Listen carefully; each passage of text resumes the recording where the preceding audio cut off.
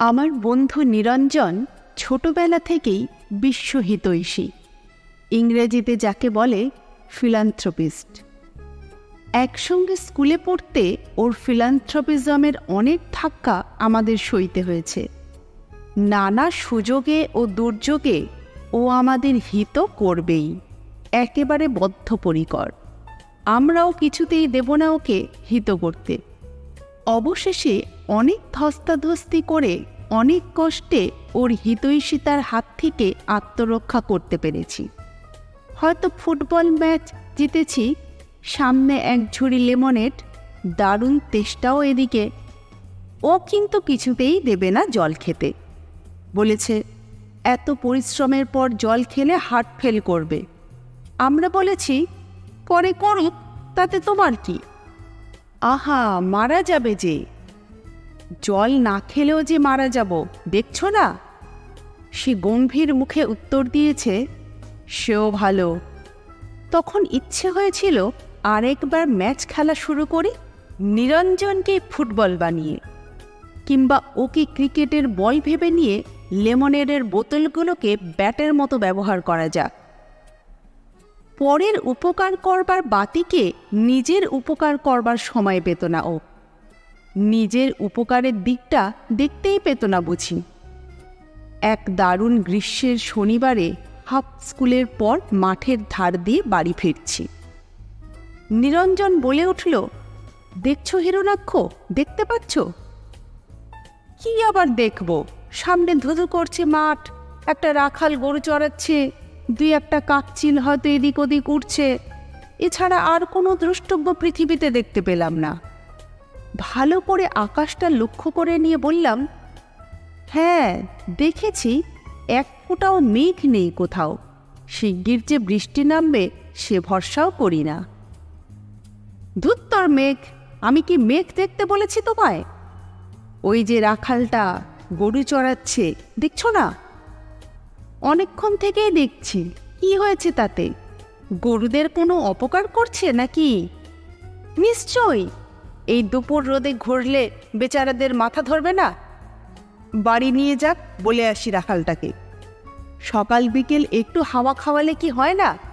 সে হলো গিয়ে বেড়ানোর সময়, এই কাঠফাটা রোদ্দুরে এখন একই। কিন্তু রাখাল তো বাড়ি ফিরতে রাজি হয় না, গরুদের অপকার করতে সে বদ্ধপরিকর।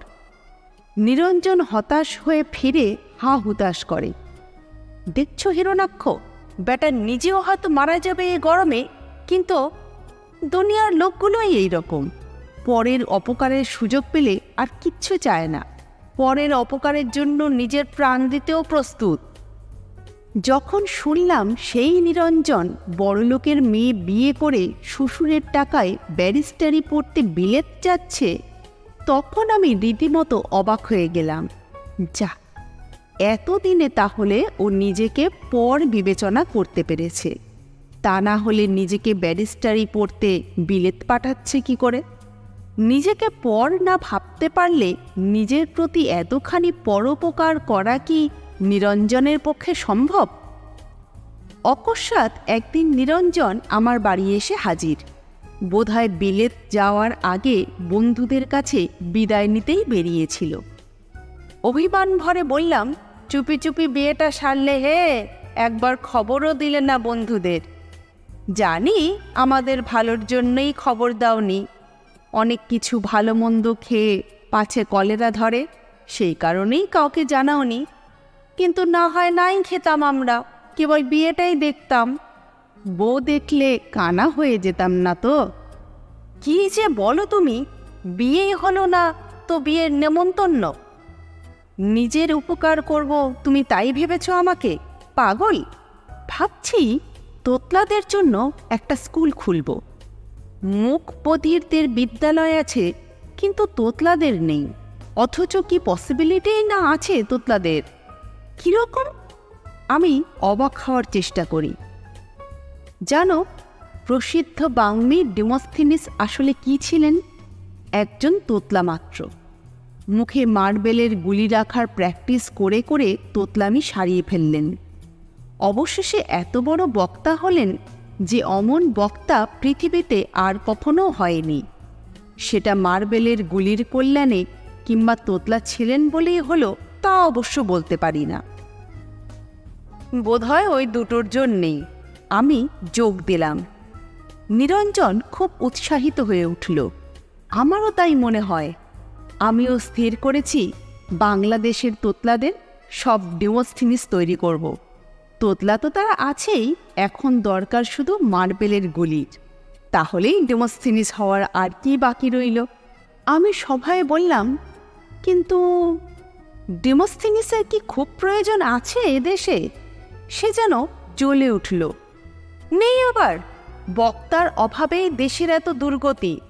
লোককে কাজে প্রেরণা দিতে বক্তা চাই, আগে শত সহস্র বক্তা চাই। তা না হলে এই ঘুমন্ত দেশ আর জাগে না। কেন, বক্তৃতা ভালো লাগে না তোমার? থামলে ভারী ভালো লেগে যায় হঠাৎ, কিন্তু যখন চলতে থাকে তখন মনে হয় কালারাই পৃথিবীতে সুখী। আমার কথায় কান না দিয়ে নিরঞ্জন বলে চলল, তাহলেই দেখো, দেশের জন্য চাই বক্তা, আর বক্তার জন্য চাই তোতলা। কেননা ডেমোস্থিনিসের মতো বক্তা কেবল তোতলাদের পক্ষে হওয়া সম্ভব, যেহেতু ডেমোস্থিনিস নিজে তোতলা ছিলেন। অতএব ভেবে দেখো, তোতলারাই হলো আমাদের ভাবি আশা ভরসা, আমাদের দেশের ভবিষ্যৎ। যেমন করে ও আমার আস্তিন চেপে ধরল, তাতে বাধ্য হয়ে জামা বাঁচাতে আমাকে সায় দিতে হলো। তোতলাদের একটা স্কুল খুলব, সবই ঠিক, বিস্তর তোতলাকে রাজিও করেছি। কেবল একটা পছন্দসই নামের অভাবে স্কুলটা খুলতে পারছি না। একটা নামকরণ করে দাও না তুমি, সেই জন্যই তো এলাম। কেন, নাম তো পড়েই আছে, নিঃস্বভারতী। চমৎকার। ভারতী মানে বাক্য, যাদের নিঃস্ব কিনা থেকেও নেই তারাই হলো গিয়ে নিঃস্বভারতী। ও নাম দেয়া চলবে না, কারণ রবি ঠাকুর ভাববেন বিশ্বভারতী থেকেই নামটা চুরি করেছি। তবে একটা ইংরেজি নাম দাও, সানাটোরিয়াম ফর ফল্টারিং টাংস, বেশ হবে। কিন্তু বড় লম্বা হলো হে। তা তো হলোই, যেদিন দেখবে তোমার ছাত্ররা তাদের স্কুলের পুরো নাম শটান উচ্চারণ করতে পারছে, কোথাও আটকাচ্ছে না, সেদিনই বুঝবে তারা পাশ করে গেছে। তখন তারা সেলাম ঠুকে বিদায় নিতে পারে। নামকে নাম, কোশ্চেন পেপারকে কোশ্চেন পেপার। ঠিক বলেছ, এই নামটাই থাকলো বলে নিরঞ্জন আর দ্বিতীয় বাক্য ব্যয় না করে সবেগে বেরিয়ে পড়ল। সম্ভবত সেই মুহূর্তেই তার স্কুল খোলার সুমতলবে। মহা সমারোহে এবং মহা শোরগোল করে নিরঞ্জনের স্কুল চলছে। অনেক দিন এবং অনেক ধার থেকে খবরটা কানে আসছিল। মাঝে মাঝে অদম্য ইচ্ছে হতো একবার দেখে আসি ওর স্কুলটা, কিন্তু সময় পাচ্ছিলাম না মোটেই। অবশেষে গুড ফ্রাইডের ছুটিটা সামনে পেতেই ভাবলাম, না, এবার দেখতেই হবে ওর স্কুলটা। এ সুযোগ আর হাতছাড়া নয়।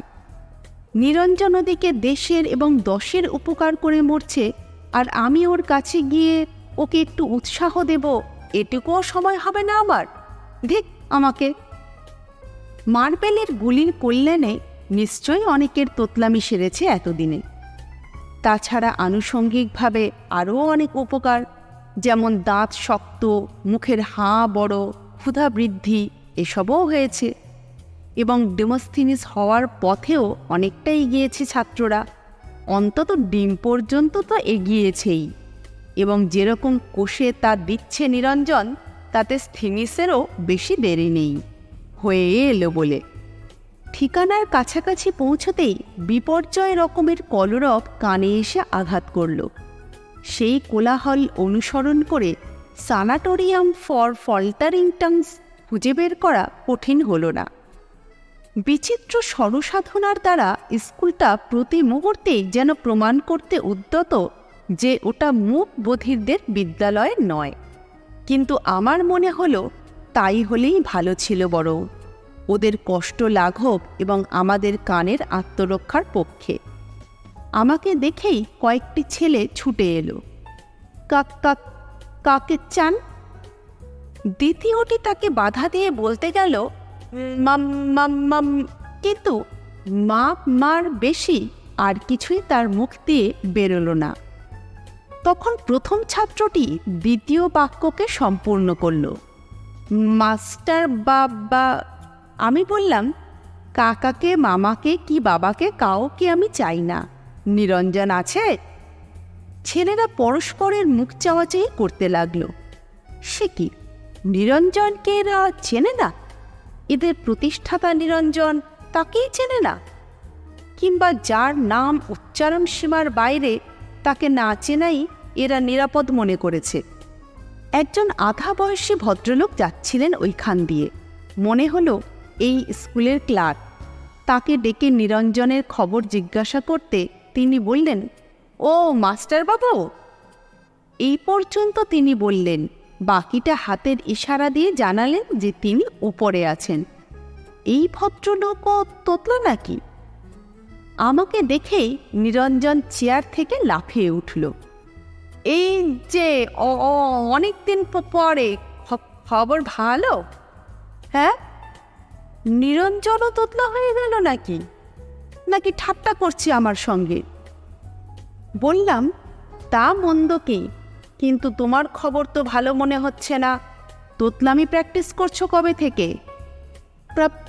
প্র্যাকটিস করব কেন? তোতলামি আবার কি কেউ প্র্যাকটিস করে? তবে তোতলামিতে প্রমোশন পেয়েছো বলো? ভাই হিরণ্যান্না। বলতে বলতে নিরঞ্জনের দম আটকে যাওয়ার জোগাড় হলো। আমি তাড়াতাড়ি বললাম, হিরণ্যাক্ষ বলতে যদি তোমার কষ্ট হয়, না হয় তুমি আমাকে হিরণ্যকশিপুই বলো। কশিপুর মধ্যে দ্বিতীয় ভাগ নেই। স্বস্তির নিঃশ্বাস ফেলে নিরঞ্জন বলল, ভাই হিরণ্যকশিপু, আমার এই সানাটো। এবার ওর চোখ কপালে উঠল দেখে আমি ভয় পেয়ে গেলাম। স্কুলের লম্বা নামটা সংক্ষিপ্ত ও সহজ করার অভিপ্রায়ে বললাম, হ্যাঁ বুঝেছি, তোমার ওই সানাটোজেন। তারপর? নিরঞ্জন রীতিমতো চটে গেল।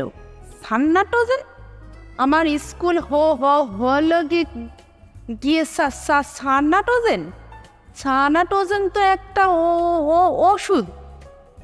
আহা, ধরেই নাও না কেন, তোমার স্কুলেও তো একটা ওষুধ বিশেষ। তোতলামি সারানোর এটা ওষুধ নয় কি? অতঃপর নিরঞ্জন খুশি হয়ে একটু হাসল। ভরসা পেয়ে জিজ্ঞাসা করলাম, তা তোমার ছাত্ররা কদ্দূর ডেমোস্থিনিস হলো? ডিম হলো। অর্ধেক যখন হয়েছে তখন পুরো হতে আর বাকি। আমি ওকে উৎসাহ দিলাম। নিরঞ্জন বিষণ্ণভাবে ঘাড় নাড়ে। আর হবে না। মার পেলে মুখে রাখতে পারে না তো কি করে হবে? মুখে রাখতে পারে না কেন? সব গিলে ফেলে। গিলে ফেলে? তাহলে আর তোতলামি সারবে কি করে? সত্যি তো। তা তুমি নিজেরটা সারিয়ে ফেলো, বুঝলে? রোগের গোড়াতেই চিকিৎসা হওয়া দরকার, দেরি করা ভালো না। হতাশভাবে মাথা নেড়ে নিরঞ্জন জবাব দেয়, আমার যে ডিসপেপসিয়া আছে, হজম করতে পারবো কেন? ও, ডিসপেপসিয়া থাকলে তোতলামি সারে না বুঝি? তা কেন? আমিও গিলে ফেলি।